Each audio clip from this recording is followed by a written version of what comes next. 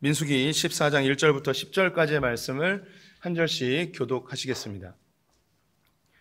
교독합니다. 온 회중이 소리를 높여 부르짖으며 백성이 밤새도록 통곡하더라. 이스라엘 자손이 다 모세와 아론을 원망하며 온 회중이 그들에게 이르되 우리가 애굽 땅에서 죽었거나 이 광야에서 죽었으면 좋았을 것을 어찌하여 여호와가 우리를 그 땅으로 인도하여 칼에 쓰러지게 하려 하는가? 우리 처자가 사로잡히리니 애굽으로 돌아가는 것이 낫지 아니하랴.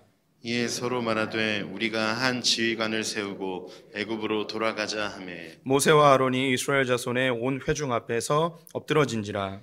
그 땅을 정탐한 자 중 눈의 아들 여호수아와 여분네의 아들 갈렙이 자기들의 옷을 찢고 이스라엘 자손의 온 회중에게 말하여 이르되 우리가 두루다니며 정탐한 땅은 심히 아름다운 땅이라. 여호와께서 우리를 기뻐하시면 우리를 그 땅으로 인도하여 들이시고 그 땅을 우리에게 주시리라. 이는 과연 젖과 꿀이 흐르는 땅이니라. 다만 여호와를 거역하지 말라. 또 그 땅 백성을 두려워하지 말라. 그들은 우리의 먹이라. 그들의 보호자는 그들에게서 떠났고 여호와는 우리와 함께 하시느니라. 그들을 두려워하지 말라 하나. 온 회중이 그들을 돌로 치려 하는데 그때에 여호와의 영광이 회막에서 이스라엘 모든 자손에게 나타나시니라. 아멘. 오늘도 주님의 보좌 앞으로 나오신 성도님들에게 하나님의 은혜와 평강이 함께 하시기를 축원드립니다. 또 온라인으로 예배 드리시는 모든 소풍의 성도님들 주님의 이름으로 축복합니다. 오늘 민수기 14장 통해서 두려움을 주제로 함께 말씀을 나눠보도록 하겠습니다. 오늘 본문은 이스라엘 백성들이 가나안 땅에 들어가기 직전에 12명의 정탐꾼을 보내고 그들 가운데 10명의 보고를 듣고 무척 두려워하며 새로운 지도자를 뽑아 애굽으로 돌아가자라는 그러한 장면입니다. 그래서 오늘 이스라엘 백성들은 두려움 때문에 가나안 땅에 들어가지 못하였고 광야에서 40년 동안 헤매다가 출애굽 1세대들은 다 죽게 되었습니다. 이 두려움이 가나안 땅에 들어가지 못하는, 즉 하나님의 구원에 참여하지 못하는 원인이 되었는데요. 말씀 한 구절 읽으면서 본격적으로 설교 시작해 보도록 하겠습니다. 요한계시록 21장 말씀 같이 읽어보겠습니다. 그러나 두려워하는 자들과 믿지 아니하는 자들과 흉악한 자들과 살인자들과 음행하는 자들과 점술가들과 우상 숭배자들과 거짓말하는 모든 자들은 불과 유황으로 타는 못에 던져지리니 이것이 둘째 사망이라. 요한계시록 21장에는 예수님께서 재림하셔서 구원받을 자와 심판받을 자를 나누시는 장면이 나옵니다. 그 중에 심판받을 자들이 불과 유황 못에 던지어져서 둘째 사망, 즉 영원한 심판, 지옥에 떨어지는 것을 이야기하고 있습니다. 그런데 이 대상자들이 열거되어지고 있는데요. 믿지 아니하는 자들, 흉악한 자들, 살인자들, 음행하는 자들, 점술가들, 우상숭배자들, 거짓말하는 자들, 이런 사람들은 구원에 이르지 못하고 지옥에 가는 겁니다. 이런 사람들에 대해서 우리가 충분히 동의가 되어지고 맞아, 저런 사람들 마땅히 지옥 형벌을 받아야지 이렇게 생각이 들 것입니다. 그런데 제일 첫 번째 나오는 것에 우리의 마음이 탁 걸립니다. 두려워하는 자들, 두려움이 있는 자들은 천국에 들어가지 못한다는 것이죠. 이런 이야기를 들었을 때 나는 태생적으로 겁이 많은데, 나는 용기가 없는데, 이런 생각이 드는 분들이 있을 거예요. 우리 가운데 청룡열차를 타지 못하는 분들도 있고, 높은 곳에 올라가면 두려워하는 분들도 있고, 또 곤충을 보면 또 두려워하는 분들이 있더라고요. 날카로운 것을 보면 두려워하는 분들이 있고, 마누라를 보면 두려워하는 분들이 또 있고, 이런 두려움이 있습니다. 이런 두려움을 갖고 있으면 지옥에 가나 천국에 가지 못하는가? 그런 얘기는 아니겠죠. 이 하나님께서 우리에게 두려워하지 말라, 두려워하는 자는 천국에 이르지 못하는 이 부분이 우리의 정서적인 본능적인 그런 두려움은 아닌 것 같습니다. 하나님께서 우리를 창조하실 때 이 두려움을 선물로 주셨습니다. 우리 몸을 보호하고 우리를 지킬 수 있는 도구가 바로 이 두려움이죠. 낭떠러지 앞에 서 있는데 두려워하지 않는다면 목숨을 부지할 수 있는 사람이 많지 않을 겁니다. 또 날카로운 것을 보거나 빨리 달려오는 물체를 볼 때 두려워하지 않으면 몸을 보존하기가 쉽지 않겠죠. 또 이 두려움은 미래를 준비할 수 있는 도구이기도 합니다. 하나님이 주신 그 선물로서의 이 두려움이 죄와 아주 긴밀하게 연결이 되어지면 이것이 구원에 이르지 못하는 상황이 되는 것이죠. 우리가 이제 믿음의 반대말이 뭐냐라고 묻는다면 예수 안 믿는 사람에게 믿음의 반대말은 불신앙일 수 있습니다. 하지만 이미 예수를 믿고 있는 우리들에게 이 두려움의 반대말은 불신앙은 아니죠. 이 믿음의 반대말은 두려움입니다. 두려움. 하나님을 신뢰하지 않는 것, 하나님을 온전히 믿지 않는 것, 이것이 믿음의 반대말이 되겠습니다. 오늘 이 두려움에 대한 이야기를 좀 깊이 나눠보려고 합니다. 이스라엘 백성들이 출애굽을 하였습니다. 그들은 한 3달 정도 걸려서 시내산에 도착을 하였습니다. 이곳에서 하나님과 언약을 맺게 되는데요. 이 언약은 신랑과 신부의 언약, 왕과 백성의 언약, 주인과 종의 언약, 다양한 언약의 의미를 담고 있습니다. 이 언약을 통하여서 당신이 우리의 주인이십니다, 우리의 남편이십니다, 우리의 임금님이십니다 라고 고백하고 하나님의 명령에, 하나님의 질서에 순종하겠다는 결단이 그곳에서 있었습니다. 그리고 이 시내산에서 8개월 정도를 더 머물게 됩니다. 그들은 그곳에서 성막을 짓게 되는데요. 성막은 하나님의 임재 장소입니다. 이스라엘 회중 가운데 하나님이 임재해 계시는 거예요. 그래서 이 성막이 완성되고 두 번째 유월절을 진행하고 하나님을 모시고 가나안 땅으로 행진하게 됩니다. 가나안 땅 바로 밑에 있는 지명이 바로 이 가데스 바네아인데요. 이곳에 도착했습니다. 기간이 언제인지 정확히 모르겠지만 6개월 정도 걸린 듯합니다. 이제 이 가데스 바네아에서 가나안 땅으로 들어가기만 하면 되는데 이스라엘 백성들에게 걱정이 생겼습니다. 그곳에 들어가면 7족속을 몰아내야 되는데 그들이 우리가 싸울 만한 대상인지, 그 땅이 정말 적과 꿀이 흐르는지 궁금하다는 거예요. 그래서 모세에게 찾아가서 그것을 좀 정탐해 보겠다고 건의를 합니다. 모세가 엄청 화가 났습니다. 하나님이 가라 그러면 가는 거지. 하나님이 적과 꿀이 흐른다고 이야기했으면 그걸 믿고 가야지. 뭘 그걸 검증해 보겠다고 하느냐. 너무 화가 났습니다. 하지만 모세는 늘 문제가 생기면 스스로 결정하지 않고 이 문제를 하나님께 가지고 나가는 그런 습관을 갖고 있었습니다. 하나님께 물었더니 하나님이 그 연약한 이스라엘 백성들의 마음을 수용해 주시고, 그래 알았다, 그러면 각 지파에서 한 명씩 뽑아서 정탐꾼 한번 보내봐라. 그래서 보냈습니다. 12명의 정탐꾼이 가서 40일 동안 정탐을 하고 돌아왔습니다. 돌아왔을 때에 그들이 빈손으로 오지 아니하고 가나안 땅에 있는 좋은 과일들 그리고 포도송이를 어깨에 들쳐매고 왔습니다. 그걸 보고 백성들은 환호성을 지르죠. 와, 정말 그 땅은 적과 꿀이 흐르는 땅이구나 라고 기대감이 가득 찼습니다. 그런데 이 정탐꾼들이 보고하는 것을 듣고 마음이 낙심이 오게 됐는데요. 뭐라고 보고하였는가? 이 13장 28절과 33절 말씀을 같이 한번 읽어보도록 하겠습니다. 아닙니다. 13장 하나 올려주세요. 13장 28절 33절 같이 읽겠습니다. 그러나 그 땅 거주민은 강하고 성읍은 견고하고 심이 클 뿐 아니라 거기서 아낙 자손을 보았으며 거기서 네피림 후손인 아낙 자손의 거인들을 보았나니 우리는 스스로 보기에도 메뚜기 같으니 그들이 보기에도 그와 같았을 것이니라. 양손에 가나안 땅에서 얻어온 좋은 과실들을 보여줬는데 그들의 입에서는 그 땅은 견고하고 거주민들은 강하고 특별히 아낙 자손이라는 거인들이 있는데 그들 앞에 우리는 메뚜기처럼 아주 보잘것없는 무능력한 존재다. 우리가 올라가면 분명히 질 것이다. 이런 의미를 담고 이야기를 합니다. 그러자 이스라엘 백성들은 크게 낙심해서 이렇게 고백하죠. 14장 2절부터 4절까지의 말씀 같이 읽어보도록 하겠습니다. 이스라엘 자손이 다 모세와 아론을 원망하며 온 이 회중이 그들에게 이르되 우리가 애굽 땅에서 죽었거나 이 광야에서 죽었으면 좋았을 것을 어찌하여 여호와가 우리를 그 땅으로 인도하여 칼에 쓰러지게 하려 하는가? 우리 처제가 애굽으로 돌아가는 것이 낫지 아니하랴. 이에 서로 말하되 우리가 한 지휘관을 세우고 애굽으로 돌아가자 하매. 이스라엘 백성들이 정탐꾼들의 이야기를 듣고 마음이 낙심해서 하는 이야기가 우리 올라가면 분명히 집니다. 우리 분명히 패배할 것입니다. 우리가 죽는 것뿐만 아니라 우리의 아내와 우리의 자녀들은 그들에게 사로잡혀서 노예로 종으로 팔려가게 될 것입니다. 차라리 우리가 애굽으로 돌아가는 게 낫겠습니다. 우리가 한 새로운 지도자를 세워서 애굽으로 돌아갑시다 하며 그들은 하나님의 명령 앞에 불순종하였고 두려워서 하나님 주신 그 땅을 차지하지 못하는 일이 벌어지게 되었습니다. 이 두려움은 이스라엘 백성들로 가나안 땅에 들어가지 못하게 하였습니다. 그리고 그것은 또 다른 길을 선택함으로 더 고통스러운 나날을 보내게 되어지고 하나님과의 관계가 왜곡되어지고 하나님과 단절되어지고 결국 이 두려움의 종로로 타여서 자신들이 광야에서 다 죽게 되어지는 일이 발생하게 되어지죠. 두려움, 그들은 무엇을 두려워했을까요? 두려움은요, 여러 가지 두려움들이 있습니다. 하지만 이 두려움들을 정리를 하면 크게 두 가지로 정리할 수 있습니다. 첫 번째는 미래에 대한 두려움, 미지에 대한 두려움입니다. 알지 못하는 것에 대한 두려움입니다. 죽음에 대한 두려움을 이야기하는 분들도 있는데 죽음도 사실 미지에 대한 두려움입니다. 죽음 이후에 무슨 일이 벌어질지 모르기 때문에 죽음이 두려운 것이죠. 근데 우리는 세상 사람들보다 훨씬 죽음을 두려워하지 않습니다.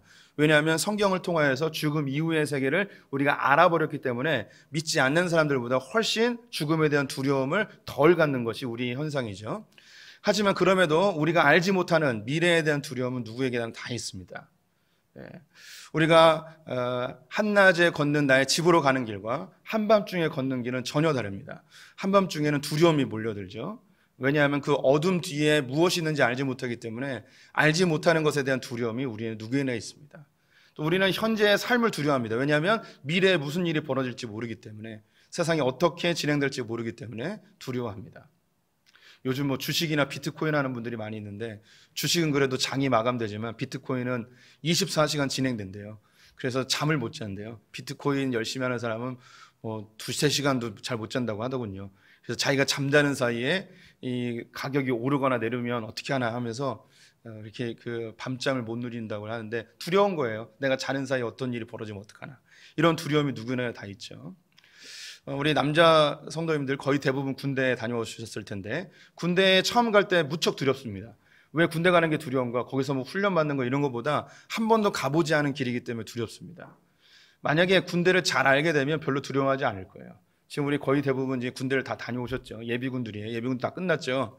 이제 우리 성도님들에게 군대 다시 가라 그러면 두렵진 않을 거예요. 짜증은 나도 두렵진 않습니다. 왜냐면 다 아니까. 우리는 미래에 대한 두려움이 있습니다. 알지 못하는 것에 대한 두려움이 있죠. 두 번째 두려움은 뭐냐면 실패에 대한 두려움이에요. 실패는 거절 혹은 상실이라는 말로 바꿀 수 있습니다. 우리가 시험을 두려워하는 이유는 시험에서 떨어지면 어떡하나, 이 두려움 때문입니다. 시험에 대한 실패에 대한 두려움이죠. 우리가 사업을 하면서 두려운 이유는 사업을 시작했는데 실패하면 어떡하나, 이 두려움이 있습니다. 또 반대로 내가 어느 정도 성공했다면 이것을 잃어버리지 않을까에 대한 두려움이 있습니다. 상실에 대한 두려움이죠. 내가 열심히 무엇인가 쌓아 넣었는데 이게 다 없어지면 어떡하나 라는 그런 두려움이 있습니다. 거절에 대한 두려움, 이건 인간관계 속에서 거절당하는 거죠. 관계가 깨어지는 거예요. 실패하는 거죠. 우리 성도님들 짝사랑 해보셨습니까?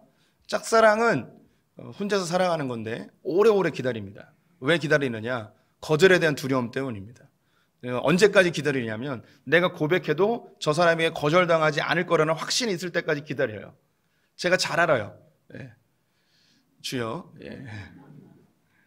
이게 고백을 못해요. 거절당할까 봐. 우리 성도님들 전도해 보셨나요? 전도가 두려운 이유가 뭐냐면 복음에 대한 두려움이 아니고, 이 전도를 했는데 저 사람으로부터 거절당하면 어떡하나, 이 두려움 때문에 우리가 전도를 잘 못하는 거죠. 사람은 이 실패, 거절, 상실에 대한 두려움이 있습니다.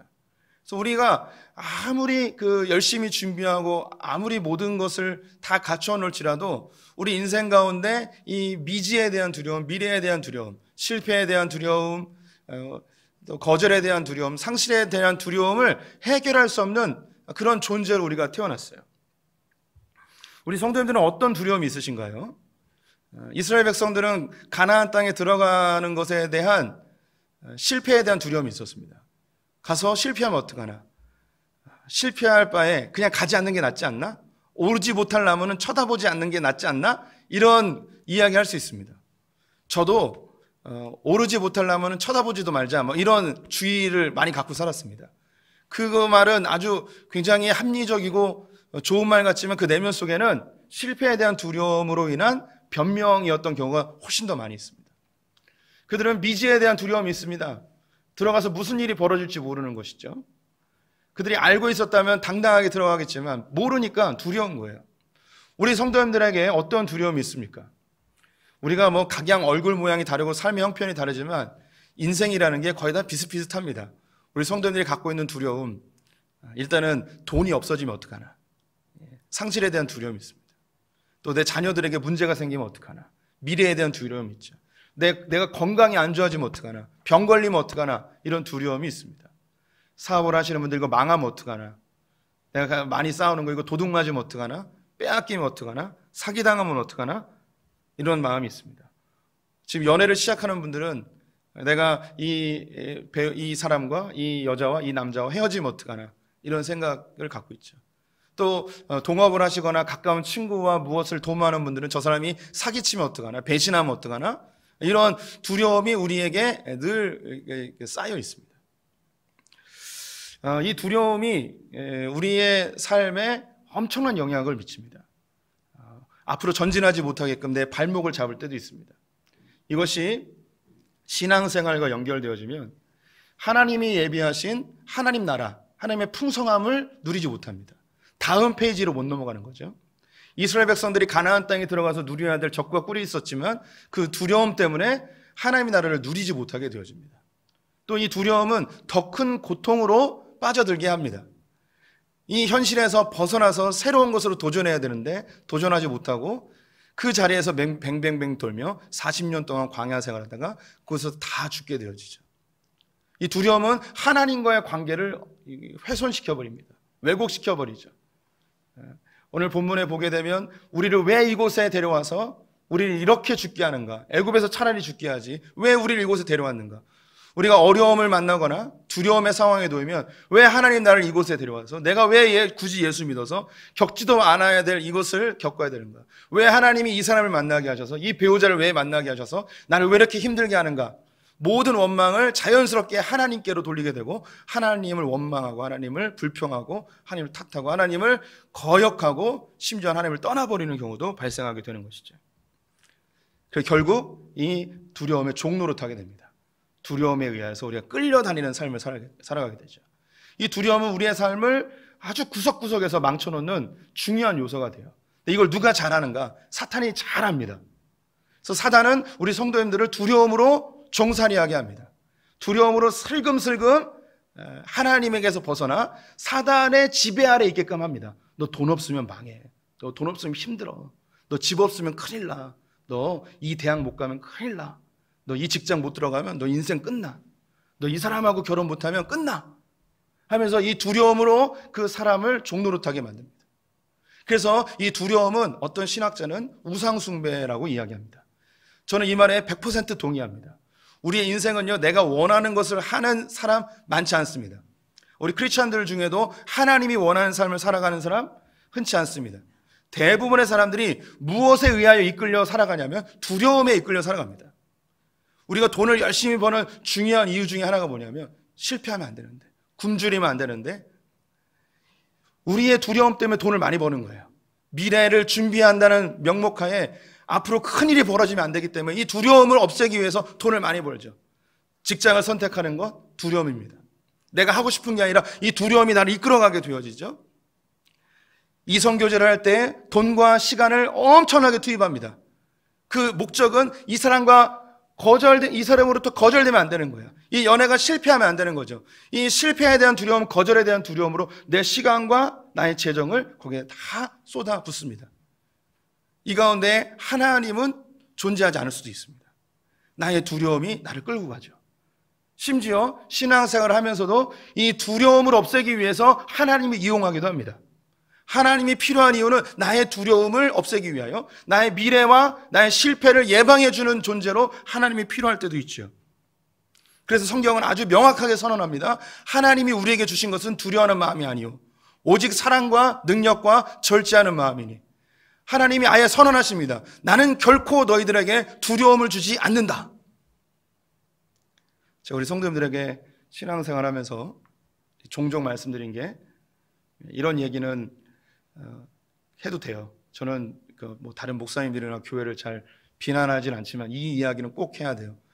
목회자 중에 가장 나쁜 목회자가 어떤 목회자냐면 성도들에게 두려움을 조장해서 목회를 하는 사람이 제일 나쁜 목회자입니다. 왜냐? 하나님은 두려워하는 마음을 주시는 분이 아니에요. 그런데 목회자가 두려운 마음을 심어줘서 사람들을 조종하는 거죠. 사람을 가장 쉽게 조종할 수 있는 방법은 두려움이에요. 두려움, 공포 정치라고 하죠. 세계 역사 속에서 많은 지도자들이 두려움을 이용하여서 공포심을 집어넣어서 사람들을 이용합니다. 통제하죠. 가장 나쁜 지도자예요. 그런데 가장 잘 먹혀요. 우리나라에는 북한이 쳐들어온다는 공포심으로 나라를 열심히 통제하였습니다. 우리나라만의 이야기는 아닙니다.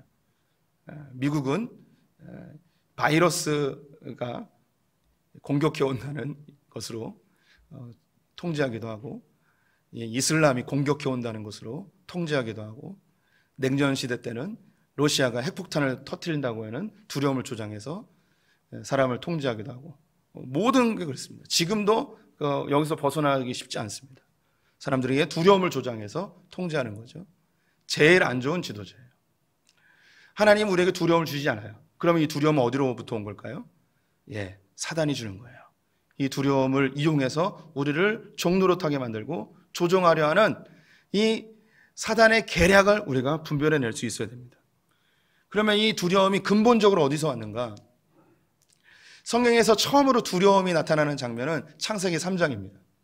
아담과 하와가 선악과를 따먹음으로 인해서 그들이 벗었음을 알고 무화과 잎으로 가렸어요. 그리고 하나님의 낯을 피하여서 두려워 숨었습니다.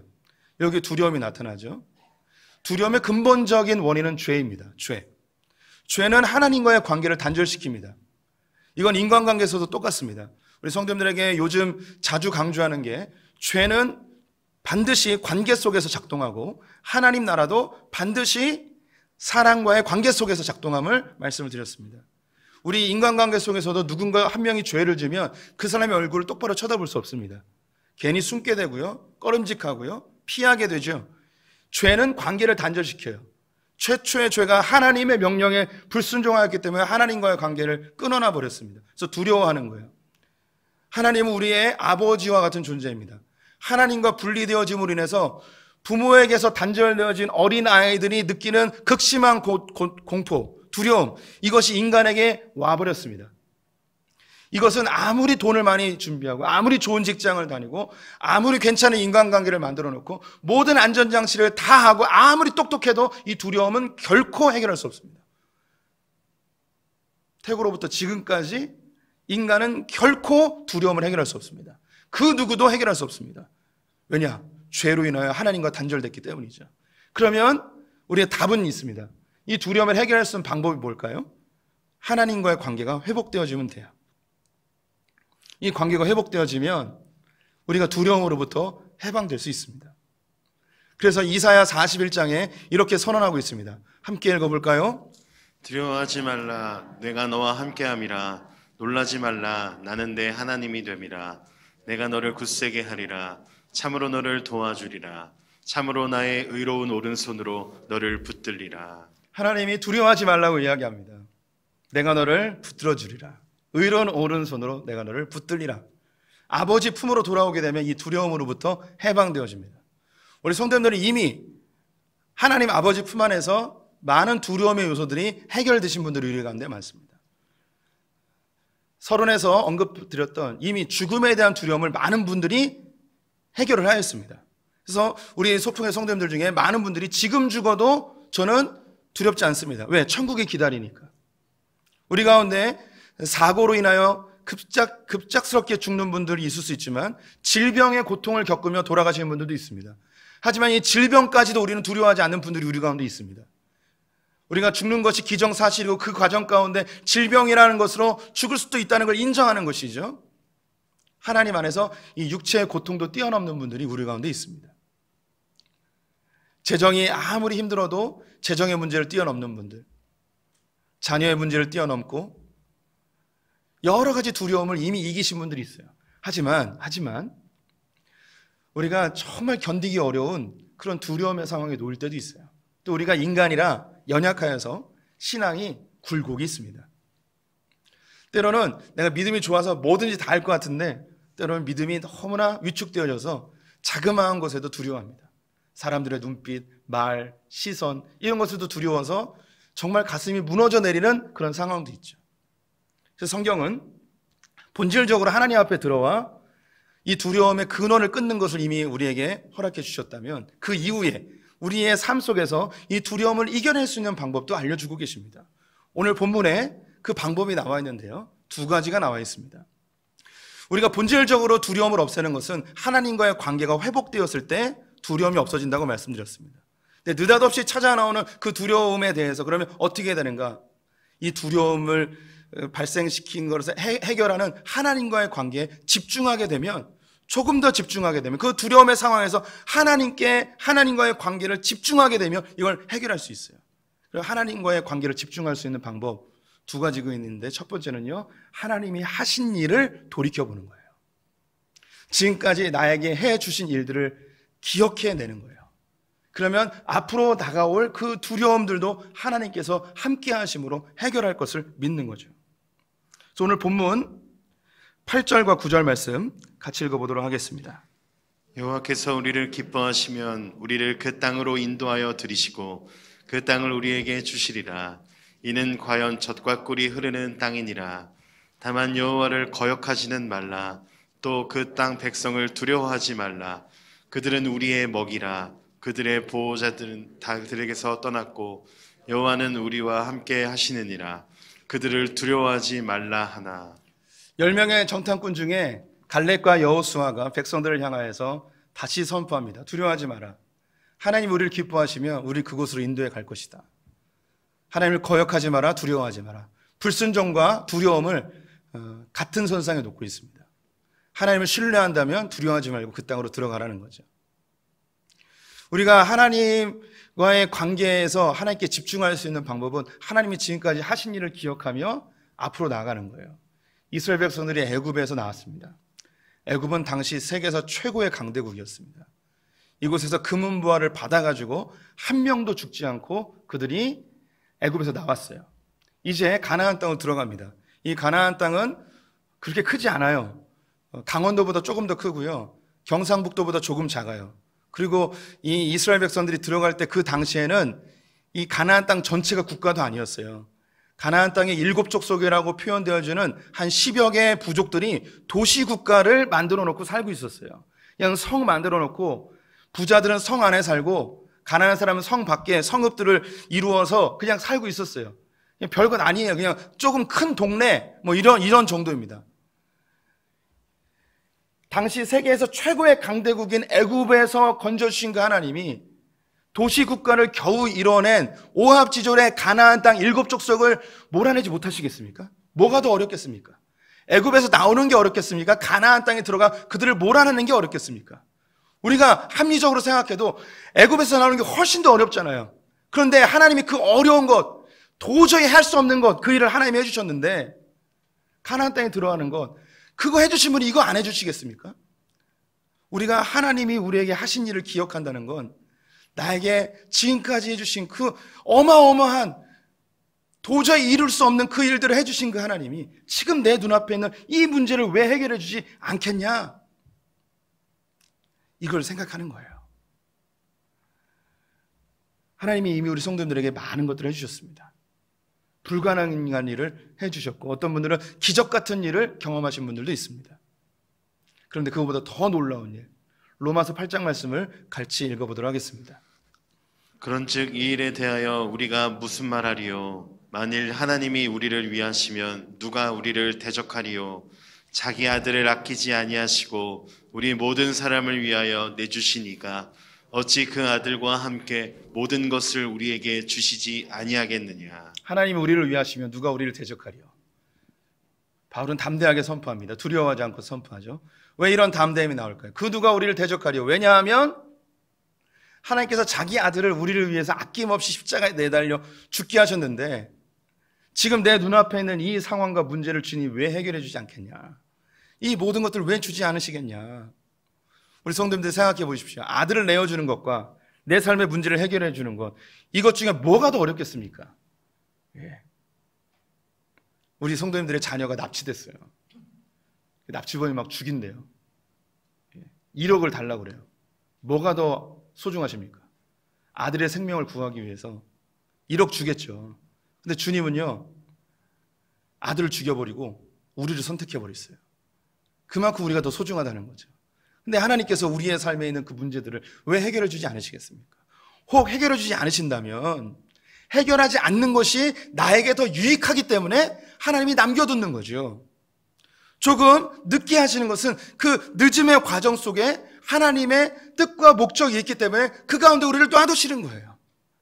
때로는 그 문제가 기도할 때까지, 기도의 분량이 찰 때까지 어떤 훈련의 목적으로 하나님께 그 두려움의 상황에, 문제의 상황에 우리를 그냥 놔두실 때도 있어요. 근데 분명한 것은 뭐냐면 하나님이 이 문제보다 더 큰 자기 아들을 우리를 위해서 아낌없이 내어주셨다는 거예요. 하나님과의 관계에 집중하면 두려움이 사라집니다. 근데 하나님과의 관계에 집중하는 방법이 무엇인가? 하나님 지금까지 내게 해주신 일들을 기억하는 거예요. 두 번째는요, 하나님과의 관계에 집중할 수 있는 방법이 기도입니다. 기도. 두려움이 생겼을 때, 문제가 발생했을 때 우리는 하나님께 기도해야 됩니다. 아무것도 염려하지 말고 모든 일에 기도와 간구로 하나님께 감사함을 아뢰라. 그러면 그리스도의 평강이 너희 마음과 생각을 지키시리라. 주님, 우리가 기도한다고 응답을 다 해주시는 건 아니에요. 하지만 분명한 것은 뭐냐면 우리의 마음과 생각을 주님께서 지켜주시는 거예요. 두려움에 종살이하지 않게 하는 거죠. 예수님은 십자가를 지셔야 되는 큰 두려움 앞에 놓였습니다. 예수님이 완벽한 인간이시기 때문에 무척 두려우셨습니다. 그때 예수님께서는 하나님과의 관계에 집중하며 기도하기 시작하십니다. 아버지요, 아버지요, 아버지요, 이 쓴 잔을 내게서 거두어 주십시오. 하지만 나의 뜻대로 하지 마시고 아버지의 뜻대로 해 주십시오. 저는 이 잔이 없어지길 바라지만 이 잔이 내게 유익하고 하나님의 영광을 위한 거라면 이 잔을 수용하겠습니다. 결정하는 거죠.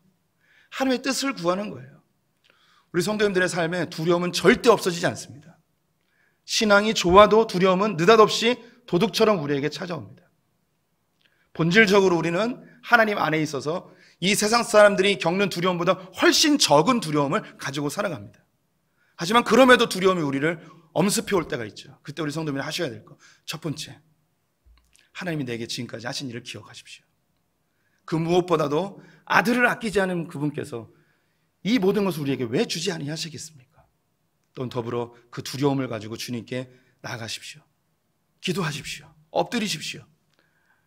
하나님께서 우리에게 기도하라 하신 이유는 마음과 생각을 지켜주기 위함이에요. 두려움의 종로로 타지 않고 사단에 끌려다니지 않는 인생을 살게 하기 위함입니다. 저는 우리 성도님들과 오늘 이 말씀을 우리 교회에 한번 적용해 보고자 합니다. 주차장에 대한 이야기를 해드리고 싶습니다. 이미 많은 분들이 이야기를 들으셨을 것이고 또 궁금해하는 분들도 있을 텐데 저의 고민은 2년 전으로 거슬러 올라갑니다. 2018년도에 교회가 출석 650명을 찍었습니다. 650명을 찍으니까 교회가 거의 시장 바닥을 뛰어넘어서 거의 난장판이었습니다. 통제가 거의 불가능한 상태였고 어디서 사람이 다쳐도 이상하지 않을 그런 두려움이 있었습니다. 그래서 더 이상 공간에서 예배드릴 수 없기 때문에 성도님들 기억하시듯이 2019년도에 4부 예배를 만들었습니다. 2시 예배를 만든 거죠. 2시 예배를 만들면서 2시 예배의 청년부를 중고등부실로 올려보냈습니다. 2시 예배가 드려지면 성도님들이 좀 유입돼서 분산되어 좀 여유롭게 예배를 드릴 수 있을 거라고 생각했는데 안타깝게도 우리 소풍의 성도님들은 12시가 넘어가면 대예배라고 생각하지 않나요? 네. 그래서 교구별로 돌렸지만 그래도 참여율이 적었습니다. 그래서 1년 동안 해보니까 이 4부 예배 그리고 우리 교회에서 부스를 늘리는 것은 공간의 문제를 해결하는 것으로 불가능하다는 결론을 내리게 됐습니다. 근데 그것만이 문제가 아니었습니다. 그 당시 청년부가 한 70여 명 모였는데 중구동부실로 가면서 중구동부실은 굉장히 작아요. 청년들이 들어가면 40명에서 많이 들어가야지 50명이에요. 그러니까 30여 명이 못 들어가는 거죠. 자연스럽게 30여 명이 다 떨어져 나가버렸습니다. 여기에 또 다른 문제가 중고등부가 그 이후에 후속 프로그램을 해야 되는데 청년들이 예배실을 미리 장악해버리니까 중고등부도 상당히 많이 위축되어져 버리는 상황이 벌어졌습니다. 그래서 이 4부 예배를 지속하는 것은 교회 전체의 엄청난 문제라는 걸 알게 되고 1년만 하고 없애버렸죠. 그리고 2019년 연말쯤에 많은 고민을 하게 되었습니다. 그리고 650명을 찍었던 성도들이 점점 줄어서 600명 선으로 다시 내려왔습니다. 이것을 보면서 이렇게 교회가 이 공간의 문제에 계속 갇혀 있으면 자연 감소하면서 새신자들이 자리를 잡지 못하겠구나라는 결론을 내리게 됐습니다. 제가 종종 교회를 놀이터로 비유합니다. 소풍교회는 이 지역에 좋은 교회로 소문이 나 있습니다. 그래서 소풍교회들을 오셨죠. 그래서 여전히 많이 오고 있습니다. 코로나 시절에도 많이 오고 있습니다. 근데 왔는데 놀이터가 재밌다는 얘기 듣고 왔어요. 그런데 이 놀이터에 사람이 너무 많은 거예요. 빈 공간이 없어요. 그 가운데 적극적인 사람은, 좀 누군가 아는 사람은 그 사이에 들어가서 함께 놀아요. 그런데 대부분의 사람들은 이 놀이터 주변에서 재밌는 걸 보긴 하는데 들어가지 못하는 거예요. 누가 손 내밀어주면 그때 좀 들어옵니다. 하지만 대부분의 사람들은 재밌는 거 알겠는데 내가 있을 공간은 아니구나 하면서 다른 놀이터로 가게 되죠. 소풍교회 그런 일이 벌어졌습니다. 왜 650명에서 더 늘지 않고 줄어들었냐? 그 1년 사이에 거의 100여 명이 떠나버렸습니다. 이 100여 명은 있던 성도뿐만 아니라 새신자들이 왔는데 새신자들이 정착하지 못하고 많이 떠났습니다. 그때 저는 고민에 빠졌고 뭔가 결단을 내려야 된다는 생각을 가졌습니다. 2019년도 연말 당회 때에 장로님들과 여러 이야기를 하고 지난 5년 동안의 모든 통계를 종합해서 먼저 교육자들과 논의를 하고 내린 결론이 3개였습니다. 장로님들께 얘기했죠. 첫 번째, 지금 우리 교회는 그냥 있으면 자연 감소합니다. 이 문제를 타결해야 됩니다. 첫 번째, 교회를 이전해야 됩니다. 이전이 어려우면 두 번째, 적극적으로 교회를 분립해야 됩니다. 그렇지 않으면 자연 감소해서 교회는 고통 가운데 접어들 수 있습니다. 세 번째, 담임 목사를 바꾸면 됩니다.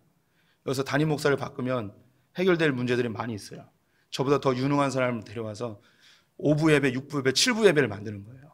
제가 하니까 안 되더라고요. 제 능력이 3부 예배까지예요. 4부 예배를 해도 안 돼요. 조영기 목사님은 저녁 7시 예배에도 몇만 명이 모인대요. 우리 그런 목사님을 모셔와야지 저녁 7시 예배에도 본당이 꽉 차는 거죠. 이 3가지 방법이 있었는데 장로님들은 듣기만 하고 아무 결정도 안 하셨습니다. 고민되죠. 이렇게 던지니까. 그리고 나서 그때 제가 병에 걸렸습니다. 그리고 수술을 했습니다. 그때가 그때예요. 그리고 2020년이 됐는데 놀랍게도 교회가 이전해야 되는지 분립해야 되는지 담임 목사를 바꿔야 되는지 이런 고민을 하고 있을 때 무슨 일이 벌어지는가? 코로나가 터집니다. 안 모여도 되는 거예요. 하나님 은혜를 주신 거죠. 고민 안 해도 되는 거예요. 고민을 이제 밀어놔도 되는 거죠. 그러다가 이제 작년에 시에서 공문이 하나 내려왔습니다. 언제까지 이 주차장을 공원으로 만들겠다. 이제 주차장이 없으면 우리 성도님들은 교회 오기가 매우 어려워집니다. 그럼 여기서 우리 성도님들이 보셔야 됩니다.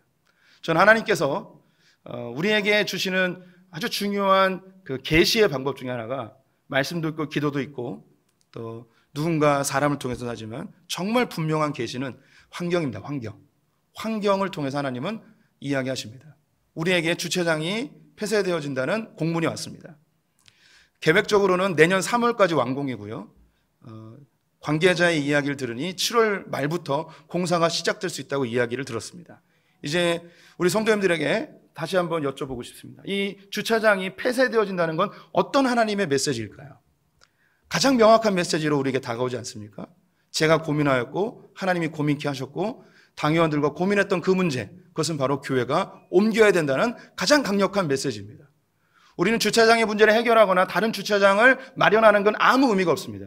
이 자리에 있는 한 우리는 공간의 문제로 계속 똑같은 고민을 하게 되고 필요 없는 소모를 계속해야 되는 상황이 벌어지게 될 것입니다. 그래서 우리는 이 주차장이 없어지는 것은 하나님이 소풍교회로 이전하라는 가장 강력한 메시지로 이해해야 합니다. 그럼 이제 우리는 뭘 할 수 있는가? 3가지의 방법이 있습니다. 첫 번째는 제일 좋은 방법인데 제일 어려운 방법입니다. 그것은 무엇인가? 우리 모두가 다 새로운 곳으로 이사를 가는 겁니다. 새로운 곳으로 이사를 가려면 우리에게 얼만큼의 면적이 필요하냐면 800평 이상이 필요합니다. 우리 교회가 430평이에요. 연 건평이. 여기가 한 200명에서 250명 정도 신앙생활하면 좋은 곳이에요. 우리는 2배 이상 되어졌어요. 그래서 우리에게는 한 1000평 정도 되어지는 그런 건물이 필요합니다. 그럼 이런 건물을 얻으려면 돈이 얼마가 필요하냐면 80억에서 100억이 필요합니다. 그럼 우리 성도님들이 우리가 한 380가정 돼요. 800가정은 이제 그 빼버리고 300가정으로 한다면 우리 성도들 한 가정당 얼마씩 헌금해야 되냐? 한 3천만 원씩 헌금해야 됩니다. 눈을 안 마주치려고 그래요. 예. 굉장히 불가능한 일입니다. 굉장히 어려운 일입니다. 하나님이 어떤 기적을 일으키지 않는 이상 이것은 일어나기 어렵습니다. 우리 장로님들과 함께 지난 몇 개월 동안 우리가 갈 만한 곳을 다 찾아봤습니다. 그런 알맞은 공간도 없을 뿐더러 또 그런 규모의 건물을 구하려면 우리 교회가 감당할 수 있을 만한 재정은 되지 않습니다. 제일 좋지만 제일 어려운 방법이 함께 다 옮겨가는 거예요. 새로운 건물을 얻는 거죠. 우리 성도님들에게 부탁드리고 싶은 것은 그런 건물 싸게 얻을 수 있는 방법을 아는 분들은 알려주십시오. 그리고 노는 땅이 있다. 저희가 뭐 교회 헌금하라는 얘기 아닙니다. 빌려주십시오. 이 방법이 있고요. 두 번째 방법은 두 번째로 어렵고 두 번째로 쉽습니다. 이건 뭐냐면 교회가 적극적으로 분립하는 겁니다. 여기에 남아 있을 수 있는 분들은 남아 계시고 교회가 나뉘어지는 거죠. 마음에 맞는 분들끼리 함께 교회를 만들고 새로운 교육자를 청빙할 수도 있습니다. 감사한 게 코로나가 길어지면서 우리에게 재정이 이제 쌓이고 있습니다. 그래서 연말까지 가면 5억 정도 될 것 같아요. 이건 그냥 예상해 보는 거예요. 한 공동체마다 1억씩 나눠주면 교회를 어느 정도 얻을 수 있어요. 임대할 수 있죠. 그러면 마음 맞는 분들끼리 여러 개로 개척을 하는 거예요. 그 중에 이제 저도 개척이 되어질 수 있을 것입니다. 이렇게 적극적인 분립 개척이 있을 수 있겠죠. 뭐 2개나 3개, 많게는 5개, 6개까지도 분립이 가능할 수 있는 상황에 놓일 수 있습니다. 굉장히 아름답고 영광스러운 거예요. 그런데 힘든 과정이긴 합니다. 근데 현실적으로 우리 교회에서 할 수 있는 방법은 두 번째 방법이 가장 현실적이죠. 세 번째 방법이 있습니다. 제일 쉬운데 제일 우리에게 유익하진 않습니다. 제일 쉬운 방법이 뭐냐면 그냥 있는 겁니다. 그냥 있으면 우리 성도님들이 주차장이 없기 때문에 올 수가 없습니다. 그래서 그때는 우리 교회에 남아 계실 분만 신청을 받고 다른 분들은 지역에 있는 많은 교회로 흩어지는 거죠. 안 좋은 방법인 게 다른 교회로 가라 그러면 우리 성도님들 중에 다른 교회를 가기보다는 그냥 신앙생활을 포기해버린 분이 우리 가운데 나타날 가능성이 매우 높습니다. 그리고 단순히 우리 교회에 그냥 남아 계시느냐 뭐 이런 부분은 아니고 교회가 새로운 페이지를 넘겨야 되기 때문에 목회의 스타일과 목회의 방법까지도 다 바꿔야 되는 상황이 돼요. 이곳에 수용이 되어지고 동의가 되는 분들만 여기 이 자리에 남고 다른 분들은 자기의 영적인 성향에 따라서 다른 교회로 흩어질 수 있는 가능성이 있습니다. 우리는 아무것도 결정되지 않았고 우리 성도님들과 함께 공동의회를 통해서 무엇인가 결정을 해야 됩니다. 이건 곧 올 수 있습니다. 언제인지 모르지만. 그런데 여기서 이제 우리 성도님들이 주의하셔야 될 게 있습니다. 이 상황이 우리에게 두려움이라고 보여질 수 있겠지만 저는 두려움이라고 생각되지 않습니다. 고민은 됩니다. 하지만 하나님께서 지금까지 우리에게 해주신 놀라운 일들이 있습니다. 소풍교회에 이렇게 부흥할지 아무도 몰랐습니다. 기대도 안 했습니다. 제가 처음 왔을 때 정관에 쓰여 있어요. 뭐라고 쓰여 있었냐면 제가 처음 왔을 때 250명이었거든요. 출석 성도 200명 밑으로 떨어지면 자동 사임. 이게 정관에 써 있었어요. 이제 아무도 김차현 목사가 와서 교회가 부흥할 거라고 기대하지 않은 거죠. 교회가 망할 거라고 대부분 생각했을지도 모르겠습니다. 35살의 젊은 이 목회자가 뭘 할 수 있었겠습니까? 근데 하나님께서 이렇게 해주셨어요. 이거는 저의 능력이 아니고 하나님이 이 교회를 사랑하시기 때문이고 우리 성도님들을 사랑하시기 때문입니다. 지금까지 해오셨던 주님의 은혜가 있기 때문에 앞으로도 하나님이 무엇을 결정해 주시든 그것은 하나님의 가장 선한 방법입니다. 우리를 좋은 곳으로 이전을 시켜주시든 교회가 적극적으로 분립이 되어지든 아니면 새로운 패러다임으로 이곳에 남아있을 뿐만 남고 다른 분들은 지역에 있는 많은 교회에 흩어져 그 교회를 풍요롭게 해줄 수 있는 하나님의 방법일 수 있습니다. 그 모든 방법이 하나님의 선한 계획에 포함되어져 있습니다. 그래서 우리는 두려워하지 아니하고 하나님이 우리에게 열어주시는 길로 걸어가면 되는 거죠. 두 번째는 우리가 이 상황에서 꼭 해야 될 것이 있는 기도입니다. 기도.